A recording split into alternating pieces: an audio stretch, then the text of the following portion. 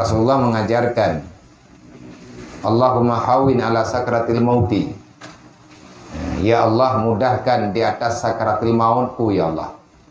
Bahkan dalam kitab Dalail Khairat juga ada doa khusus. Kita memohon perlindungan, memohon pertolongan Allah dalam hizib. Artinya wiridan khusus yang ada di dalam kitab Dalail Khairat tentang permohonan keselamatan di saat kita bertemu dengan kematian. Allahumma barik fil mauti wa fima ba'dal mauti. Allahumma barik li fil mauti wa fima ba'dal mauti. Ya Allah, barik li, berkati daku ya Allah di saat hari kematianku, wa fima ba'dal mauti, dan berikan keberkatan kepadaku ya Allah setelah terjadi kematian bagiku. Artinya keselamatan di alam barzakh. Itu doa diarahkan bagi kita, disarankan paling kurang kita membaca doa itu dalam sehari semalam 25 kali. Bagusnya ba'da asar dan ba'da subuh. Ringkas dan mudah.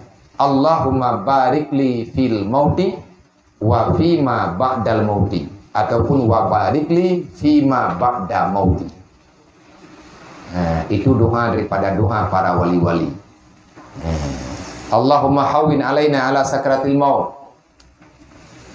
Ya Allah, mudahkan, palingkan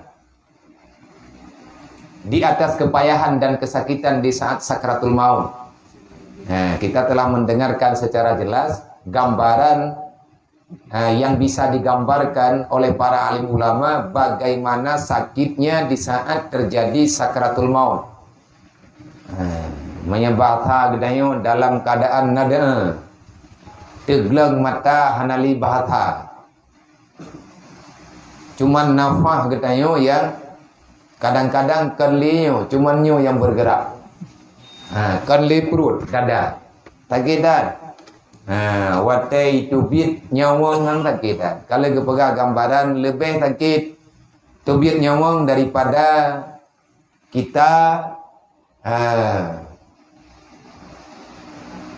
melihat kesengsaraan yang dirasakan para binatang kalau seandainya kulitnya terkelupas dalam keadaan hidup. Pedih, sakit, metian-tian kata kita.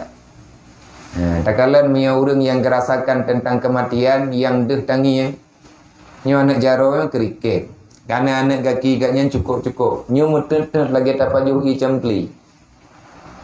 Sakit dah. Makanya yang lebih sakit dalam Al-Quran apa? Allah Ta'ala akan membalaskan bagi orang kafir. Kalau seandainya mereka tidak bertobat, maka awal daripada azab akan mereka rasakan di saat hari kematian. Dan itu azab akan berlanjut di dalam alam barzakh. Allah Ta'ala telah menggambarkan demikian.